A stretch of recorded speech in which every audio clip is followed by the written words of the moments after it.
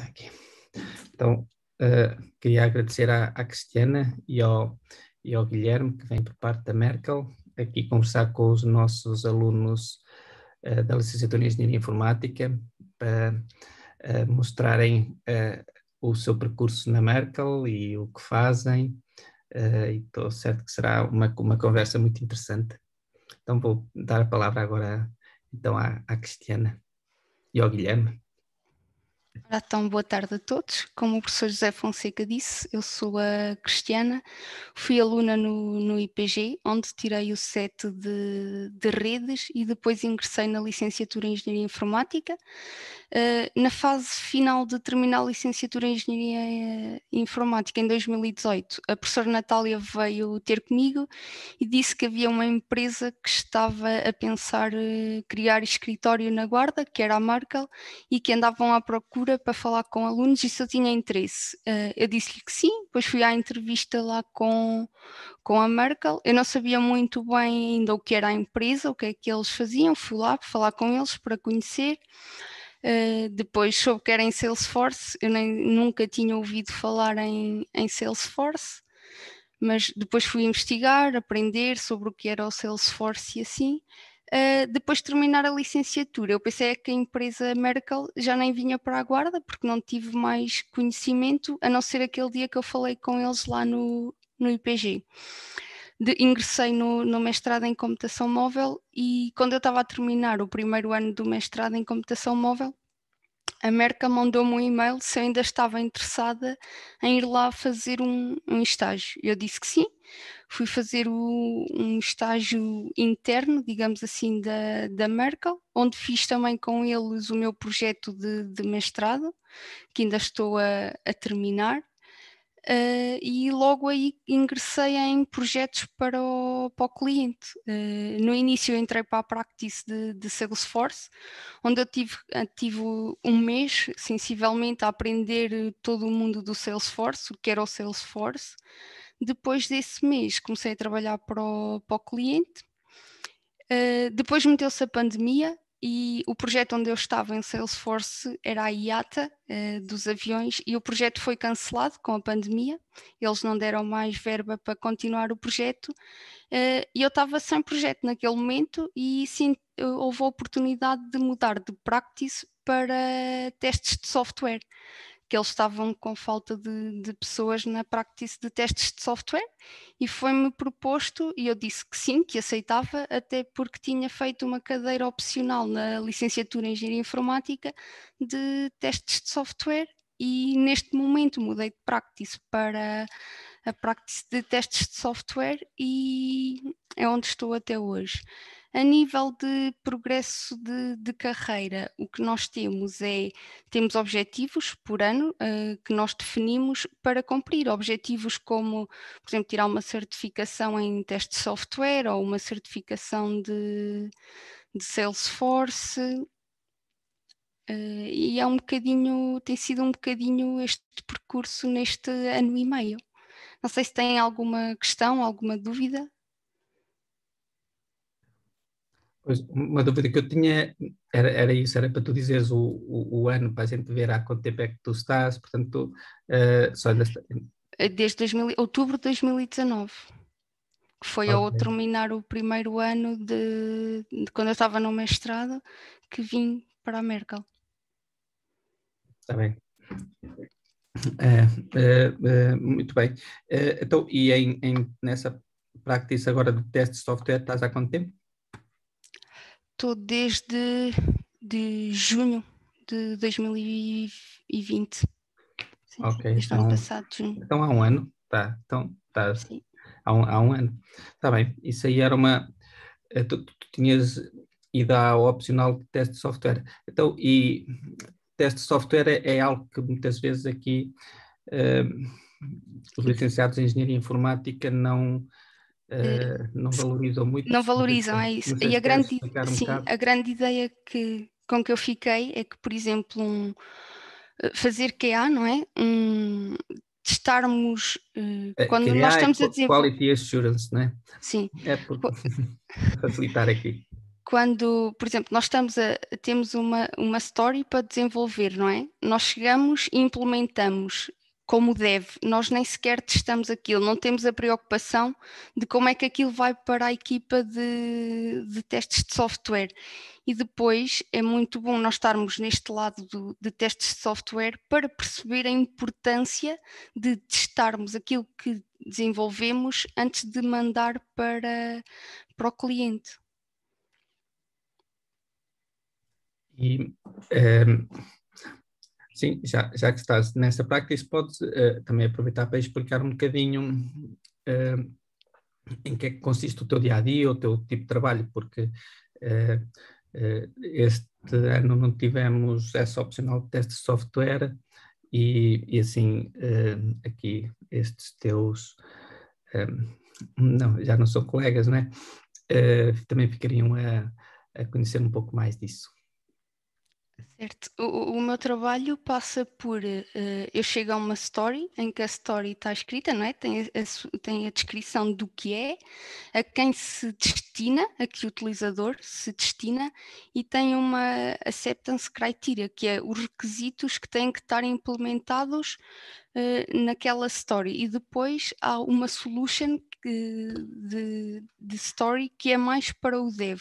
O que eu faço é, eu pego na acceptance criteria, nos requisitos daquela story e crio testes unitários. Depois de criar esses testes unitários, mando para o lado do cliente para uma aprovação. Depois, se o cliente me disser, olha, falta isto ou isto não é assim, eu tenho que fazer essa correção. E depois, quando a story passa para um status de teste, eu vou testar com base nos casos de teste que eu criei, que foram aprovados pelo lado do cliente. E nesse momento, se no sistema eu encontrar algum bug, algo que não está bem, eu vou abrir esse bug e depois com os screenshots de tudo o que não está bem, vou linkar àquela story e depois vou mandar para o lado dos devs outra vez para ver uma correção àquele bug. Depois, quando o dev corrige, ele volta-me a assignar o bug e o que eu faço é voltar a retestar o caso de teste todo. E só no final de todos os casos de teste estarem num status de passe é que eu vou poder fechar aquela story. E é sinal que está tudo ok e eu mando aquela story para o lado do cliente, onde depois uma equipa de testes no lado do cliente vai novamente voltar a testar para ver se está mesmo tudo como eles pretendem. Isso também é para clientes grandes que têm equipas de informática, developers e testers, não é? Sim, sim. Neste momento no projeto onde eu estou, nós temos developers tanto do lado da Merkel como do lado por exemplo, eu estou na CEPI, que é uma organização tipo uma ONU, onde eles têm também a sua equipa de testes e têm devs a trabalhar em paralelo com a Merkel.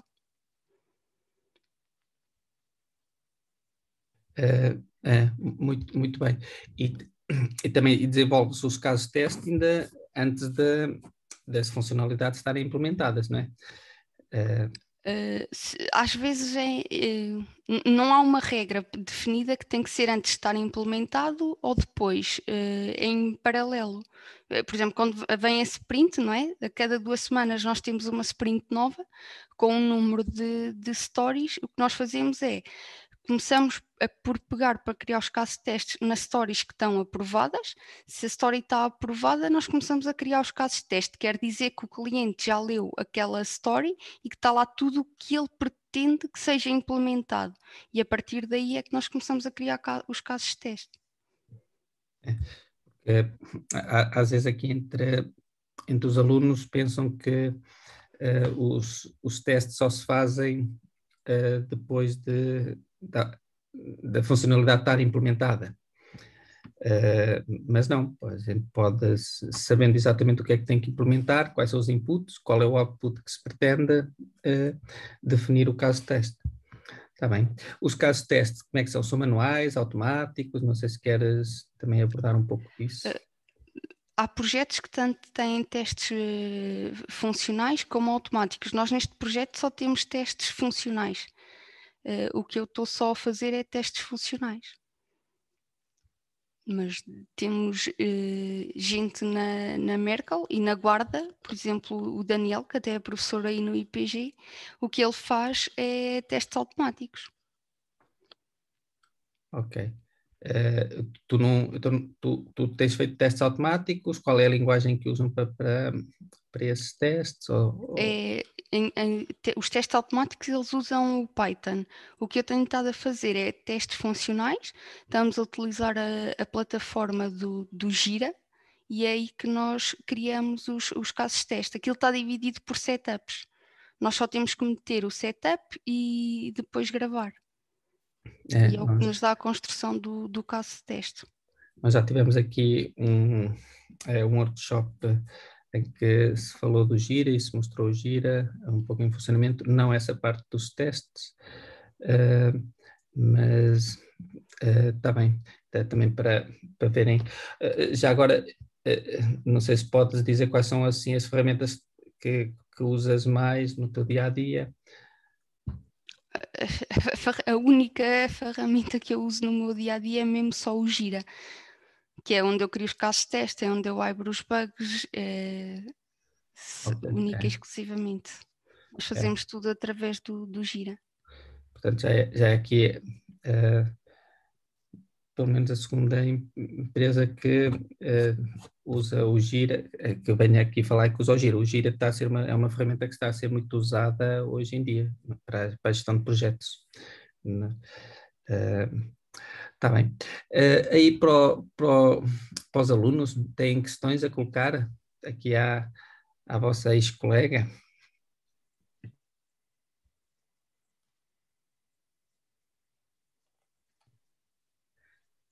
Então, pode-se falar um pouco como é que é o ambiente de trabalho aí na Merkel. Eu não sei se o Guilherme Catalão também quer entrar na conversa ou não. Um dos pontos muito fortes que eu vejo na Merkel entre colegas é a interajuda mesmo, porque nós vimos para o mundo do trabalho, não é? Como é o nosso primeiro emprego, vimos cheios de medo e, por exemplo, no meu caso, eu não sabia nada do que era o Salesforce, eu vim para a Merkel e tive que aprender o que era o Salesforce e como trabalhar, e toda a ajuda que eu tive dos colegas que estavam fisicamente comigo na Guarda, como depois virtualmente os colegas de Lisboa, de Leiria, sempre dispostos a ajudar. Eu acho que a interajuda é mesmo aqui o ponto forte que eu encontrei na Merkel. Eu não conheço os vossos escritórios na Guarda, mas agora a grande parte do tempo até tens trabalhado à distância, não é? Sim, desde março do ano passado. Ok. E isso aí afetou aí a dinâmica de trabalho? Como é que tu... Não afetou muito, eu acho que até é mais produtivo, porque em escritório uma pessoa sempre para 5, 10 minutos para falar com o colega, sempre há aquela distração e acho que assim é mais produtivo. Mas também não é tão saudável, também temos de ter contacto físico com as pessoas. É. E o Guilherme quer partilhar a sua experiência também?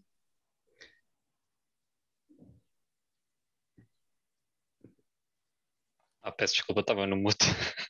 Até. Obrigado, professor do José Fonseca. Vou só ligar a câmara só para tornar isto um pouco mais pessoal. Já me devem conseguir ver. Sim. Então, mais uma vez, obrigado pelo convite, obrigado a todos os presentes. Vou então falar um pouco da minha experiência que tem sido na Merkel. Foi a minha primeira experiência de trabalho no meu ramo de Engenharia Informática. Eu tirei o curso de Engenharia Informática na UBI, Universidade da Beira Interior. Eu sou originário da Covilhã e sempre estudei cá na Covilhã. No fim do meu curso, da minha licenciatura, tive a oportunidade de fazer o projeto com dois senior developers da Isobar. Na altura ainda não era Merkel, chamava-se Isobar. Foi cerca de há um ano atrás. Tive muito boa nota no projeto e gostei muito das nossas interações gostei muito de aprender sobre Salesforce e eu resolvi mandar o meu CV para eles e entretanto fui aceito. Salesforce é realmente algo que eu nunca tinha tido experiência nem contacto. Penso que não é muito comum falarem de Customer Relationship Management tools em licenciaturas ou talvez seja mais virado para um workshop ou assim. Porque a Salesforce tem uma parte de programação muito declarativa, em que muitos podem pensar que é muito point and click, mas também tem uma parte de programação hard-coded. O código, a linguagem que nós usamos principalmente é Apex, que é uma linguagem orientada a objetos. Se vocês têm experiência em Java, não vão ter grandes dificuldades em adaptar-se ao Apex.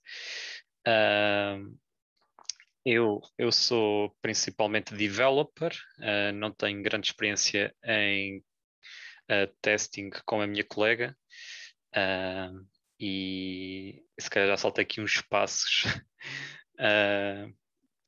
em que falo da minha cronologia de entrada e de adaptação ao ambiente. Vou só voltar um bocadinho atrás então. Bem, eu juntei-me à Merkel em novembro, outubro, penso que foi em outubro, e foi quando a pandemia e o isolamento já estavam em efeito.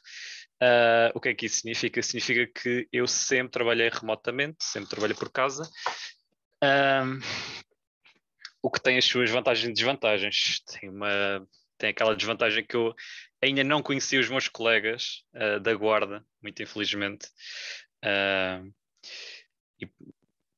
Realmente é sinceramente a maior desvantagem, porque a vantagem principal de trabalharmos remotamente é que nós não perdemos muito tempo com coisas do dia a dia, como o transporte, não temos de deslocar de carro, nós podemos estar mais tranquilos em casa, mais relaxados.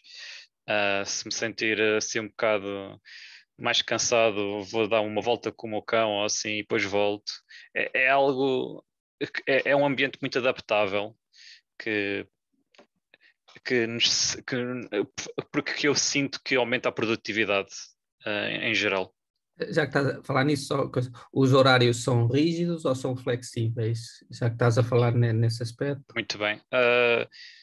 Neste momento, os horários depende muito do dia a dia.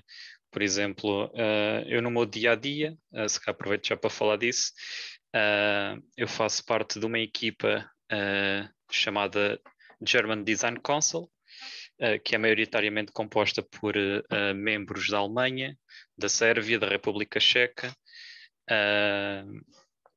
e geralmente as nossas reuniões diárias começam às 9 da manhã. Felizmente, às 9 cá, lá é às 8 horas. Se eles começassem lá às 7, ia ter de acordar um bocadinho mais cedo. Mas normalmente nós temos um desenvolvimento por Scrum, ou se vocês não estão muito familiarizados com isso, é um desenvolvimento muito ativo para gestão de projetos, em que nós temos frequentes reuniões, normalmente diariamente, para falar do estado do projeto, do que se fez ontem e do que se vai fazer hoje, se há alguns impedimentos, alguns bloqueios, e para ter também algum contato com o cliente, para saber o que é que ele está a achar do progresso. Normalmente eu trato de alguma tarefa que me esteja associada na parte da manhã, até a hora do almoço, que seja posso fazer uma hora de almoço de meio-dia a 1 ou de 1 às 2.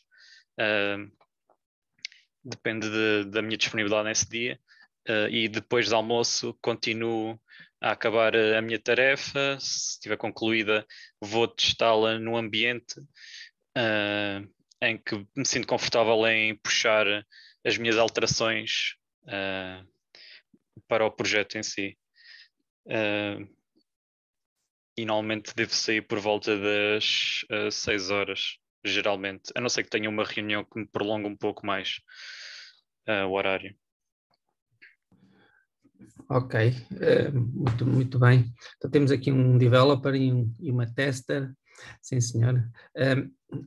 Às vezes há umas histórias acerca dos developers e testers que não se gostam muito uns dos outros, não é? Está ali os testers não é, a criticar o que foi feito pelos developers e como é que é a relação, não sei se conseguem falar isto de forma cordial, espero. Como é que é aqui a relação entre developers e testers? Não sei se estou muito... Sim, é verdade. Os developers e os testers são os inimigos naturais. Não, claro que não. Mas o objetivo eu percebo que é uma relação simbiótica. Estamos aqui a brincar um bocadinho com a situação, mas a gente sabe que tem que ser feita, mas as coisas têm que ser feitas e é para... É uma relação simbiótica, porque um developer, por muito bom que seja, precisa também de um bom tester para perceber se ele foi de encontro às expectativas. E normalmente um bom trabalho faz-se com um vai e vem de perguntas-respostas, para termos a certeza que lá está, fomos de encontro aos requerimentos que eram necessários. Muito bem. E tu, Cristiana, não queres dizer nada? Era isso que o Guilherme estava a dizer, porque por vezes aparecem bugs no sistema e a culpa nem foi por uma má implementação do dev, foi se calhar outro dev que foi mexer, por exemplo, na mesma classe do código, não é? E sem se aperceber esmagou algo que ele tinha implementado noutra story. Depois, quando é feito o pull request, há ali um conflito de código e acaba por estragar alguma coisa, e depois está o tester do outro lado a descobrir aquele conflito. Mas é saudável a relação. Vocês, a parte de developer tester, são membros da mesma equipa ou fazem, ou o developer tem testers de empresas externas e a tester tem developers de empresas externas? Porque às vezes também se passa isso, não é? Tem, para haver mais independência, não sei qual é a vossa experiência, ou quais são. Interno, nós temos devs internos e os QAs também são internos. Internos, sim. Muito bem. E a comunicação é feita dessa maneira. E mesmo, pois, tu que ainda trabalhaste nos escritórios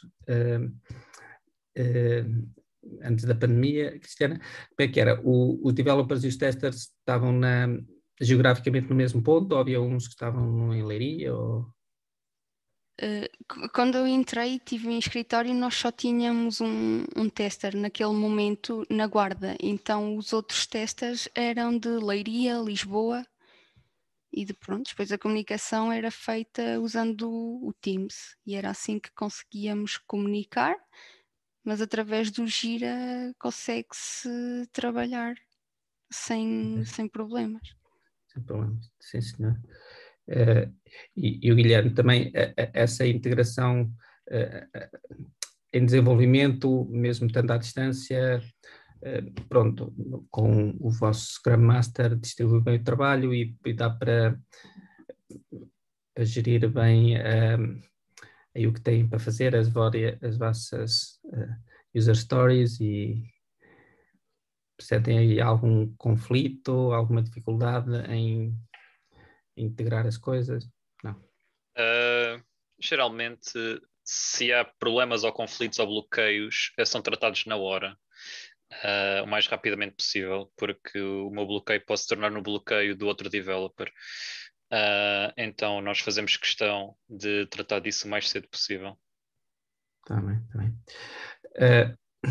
Vocês sabem como é que é aí na Merkle em termos de como é que a progressão na carreira? Portanto, já vimos, a Cristiana esteve a falar até de uma situação que ela começou como developer e agora está como tester. Não sei se ela está a gostar daquilo que está a fazer como tester, se quer voltar para developer ou quer de futuro ambiciona ser outra coisa. Aí na Merkle, como é que vocês veem o futuro? ou não podem falar sobre isso?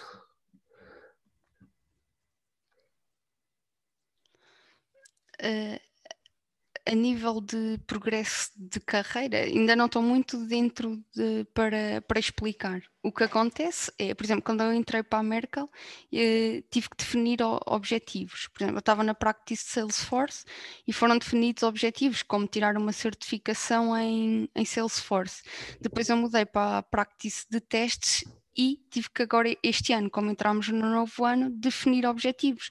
E claro que um dos objetivos passa por tirar uma certificação, por exemplo, nível 1 em testes de software. Agora, como passar de um consultante júnior para sénior, eu não posso muito bem estar a falar porque não sei mesmo como é. Sim.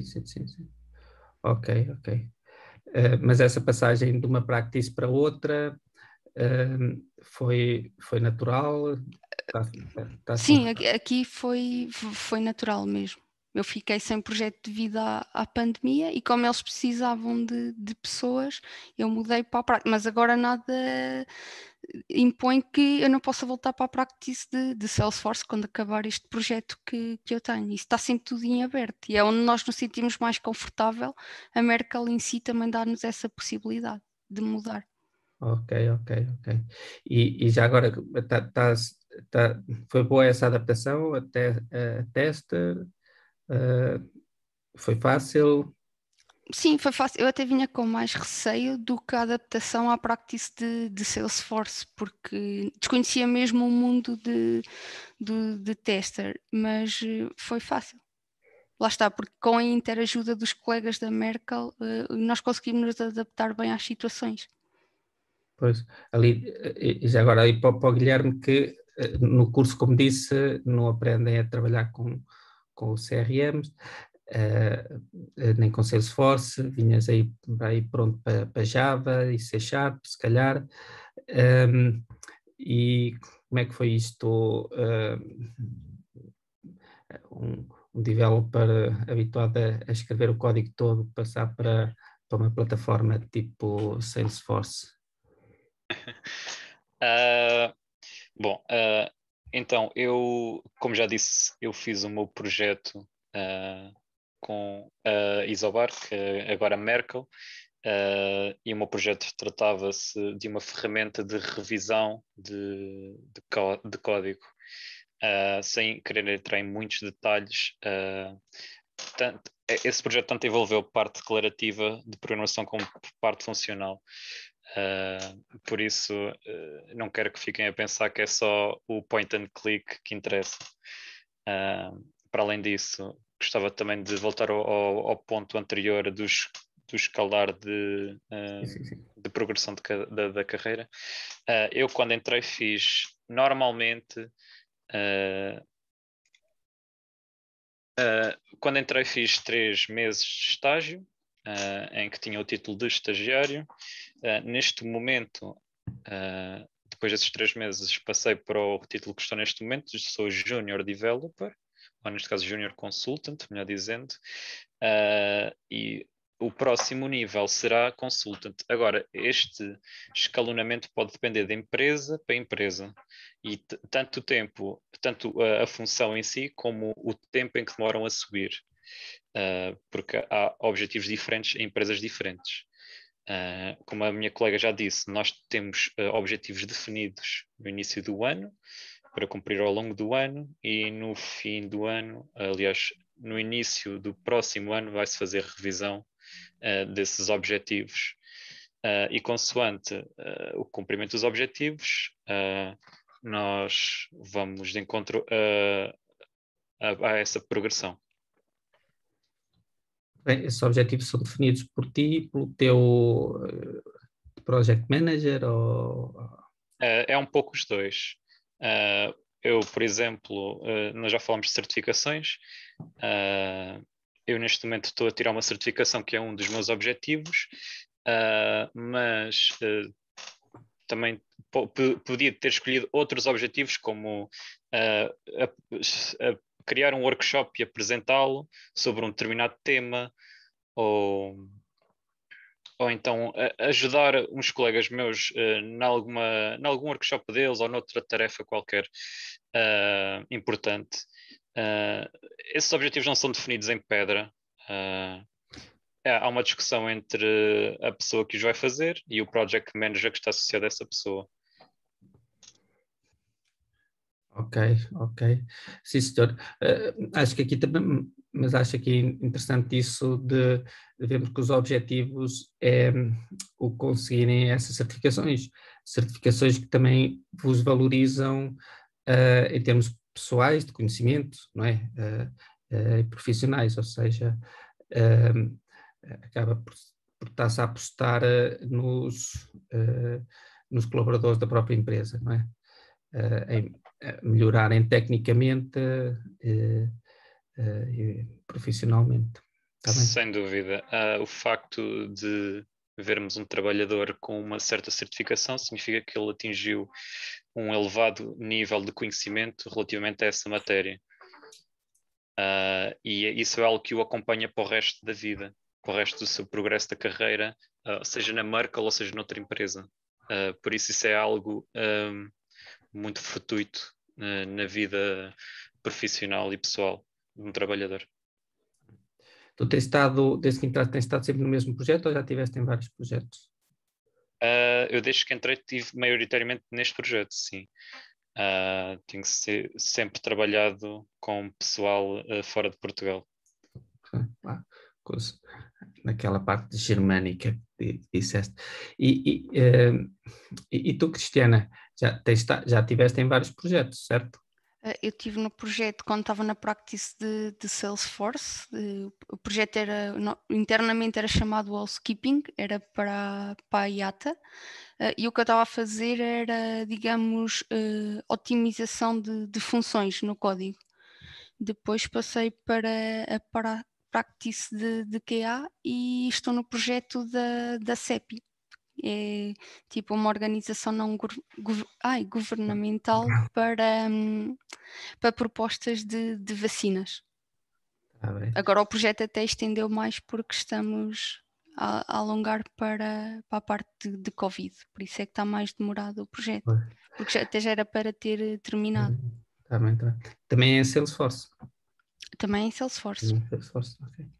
Pronto, mas pronto, também aí a vida dos consultores também acaba por ter aí alguma variedade, mudando de projetos e os objetivos dos projetos, etc. Está bem, sim senhor, muito obrigado.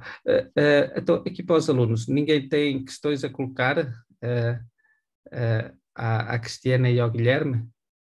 Vamos lá, queria ver aí questões aí também para vocês, não é só para mim.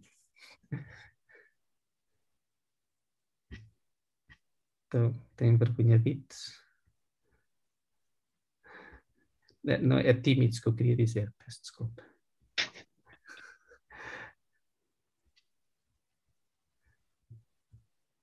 Tá bem. Era possível mostrar um bocadinho dessa tal linguagem Apex, ou um bocadinho assim de Salesforce, sem que entre muita confidencialidade, só mesmo para ter uma pequena percepção de como é que essa linguagem, como é que o Salesforce funciona.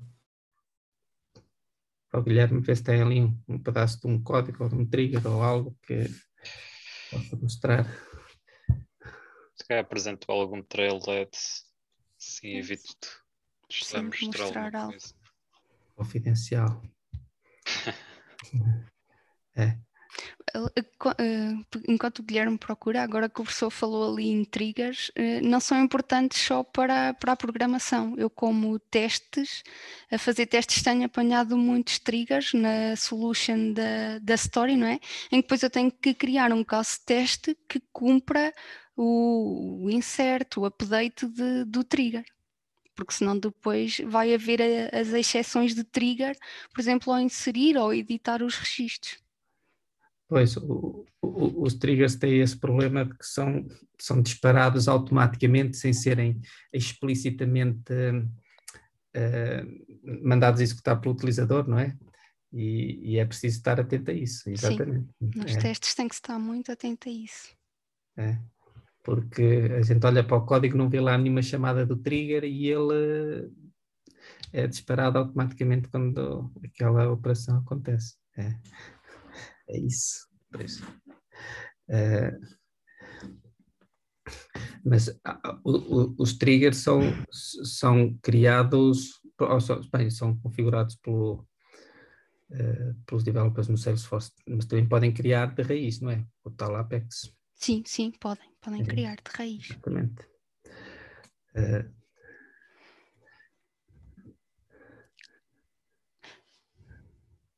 Bem.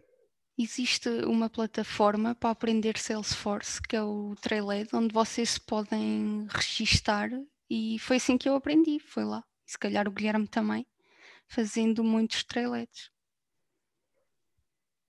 E ainda uso quando não me lembro de algum detalhe ou assim.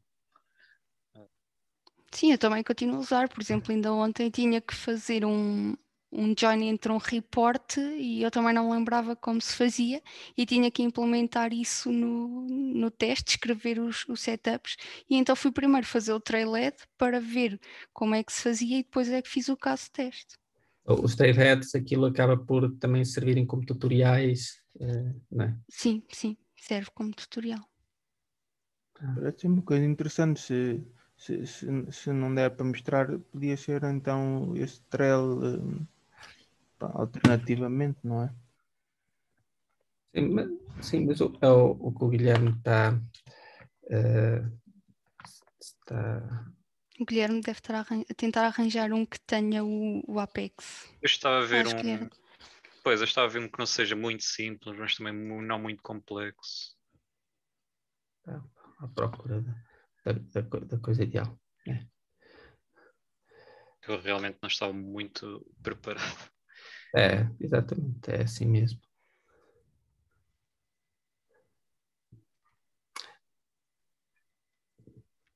Mas se ainda estás aí à procura, se calhar, não sei se a Cristiana no seu computador pode abrir a página inicial do Trailhead, agora só para mostrar o aspecto aqui aos...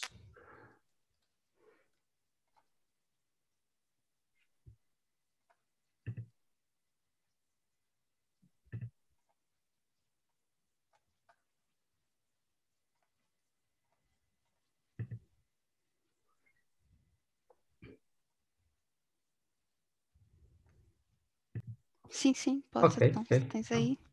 Eu já estava aqui a iniciar a sessão.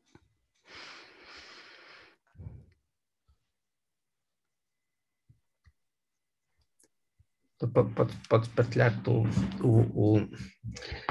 aí o ecrã, o browser.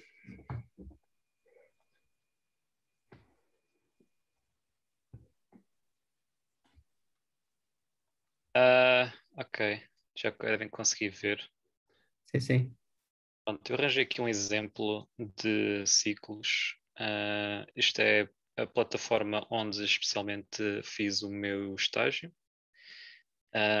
Vocês, se entretanto, se estiverem interessados em estagiar para nós, também vão muito provavelmente usá-la para aprender tudo o que Salesforce tem para oferecer. Isto basicamente ensina-vos desde o início o que é o Apex. Neste caso, está-vos a ensinar o que é um ciclo. E, por exemplo, isto não é muito diferente de Java. Nós declaramos 3 inteiros. Neste caso, estamos a declarar um total de convidados, um total de quantidade de açúcar e de chá. Estamos a declarar 3 inteiros, depois estamos a correr o total de convidados, depois estamos a fazer um system debug, que é apenas uma mensagem que aparece nos logs. Neste caso, a mensagem vai nos dizer o total de convidados, o valor do ciclo e vai imprimir a frase guests remaining. Depois vamos verificar os ingredientes, vamos ver se o total de açúcar ou o total de chá é 0. Se um deles for 0, vamos apresentar um system debug. Estamos sem ingredientes. para avisar que temos de comprar. O açúcar temos estas quantidades, o chá temos estas quantidades. Esse System Debugger deve ser para aparecer aqui uma mensagem numa consolazinha em baixo. Ou Exatamente. assim. Este System Debug é só um log. É só um registrozinho Tipo um print line, da mensagem que nós queremos imprimir. Não sei se isto deu para ter uma ideia. Pois, e depois estás a decrementar aí na linha 21, 24 e 27 aquilo que foi gasto, não é? Sim, exatamente. Nós estamos sempre a gastar por cada ciclo. E geralmente... Pronto, é código normal, parecido. Há aqui uma data de linguagens de programação, tem muitas parecenças, isto às vezes é uma confusão quando a gente mexe numa data delas, mas depois, começando a trabalhar numa delas, depois começa a ficar, já deixa de confundir com as outras, certo? Presumo que seja isso que se passa. Sim, isto tem uma grande familiaridade. Está, se vocês já trabalharam, e não precisa ser só com Java, se tiverem alguma experiência em programar, penso que a adaptação é relativamente fácil. Também há coisas bastante complexas, como algumas criações de triggers não são propriamente fáceis. Há bastantes coisas, sem querer entrar em muito detalhe. Não quero assustar ninguém. Mas é geralmente isto. Mesmo que não percebem, está muito bem explicado nesta plataforma. Pois eu presumo que aqui o que interessa é o tal raciocínio que se tem lá dos algoritmos, não é? Quando uma pessoa pensa num algoritmo para resolver qualquer coisa e depois, pronto, implementar o algoritmo numa linguagem ou noutra, é só questão de estudar a sintaxe própria daquela linguagem. Exatamente. Estudar a sintaxe, pronto, isso não há hipótese. Agora, o que é verdadeiramente testado é a vossa capacidade de resolução dos problemas. Pois. A questão de pensar no algoritmo, ou seja, numa forma, numa estratégia para conseguir resolver o problema.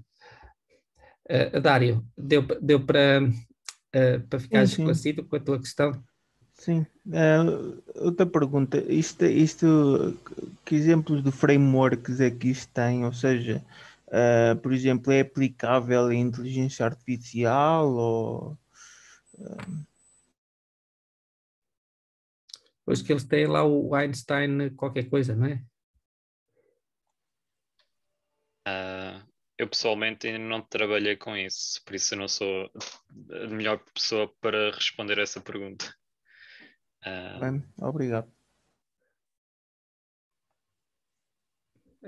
Tu também não chegaste a mexer nisso, mas eu já vi lá que tem qualquer coisa relacionada com isso, de analítico, não é? Também nunca mexeste nisso, para não, Cristiana? Não, mas tem a parte do Einstein, como o professor estava a dizer, que é a inteligência artificial do Salesforce. Para analisar os dados, para dar, né, a fazer...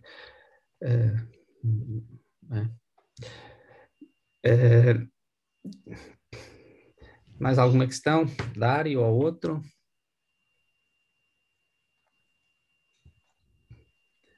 Estão esclarecidos, mesmo relacionado com aquilo que lá fazem, com... Você na guarda, pronto, o Guilherme não sabe se está sempre em casa, não é? A mãe já deve estar... Então, crio um filho, nunca mais me sai de casa. Não sei se estás em casa da tua mãe, atenção. Mas a Cristiana que já teve na Merkel, já mudaram de instalações várias vezes aí na Guarda, não é? Não sei se já... Nós começámos na Pro-Raia, ao pé da Sé, mas depois crescemos a nível de número de pessoas e agora estamos por cima do estádio municipal, naquelas salas que era dos jornalistas. Agora, como nós crescemos bastante este ano, mesmo com a pandemia, conseguimos passar de 12 colaboradores, acho que já estamos uns 30, entre 30 a 40, não sei precisar, e vamos ter que mudar novamente, porque já não há espaço. Neste momento, se quiséssemos ir todos outra vez para o escritório, não havia lugar. Não havia lugar, né? Muito bem. Então, mais alguma questão?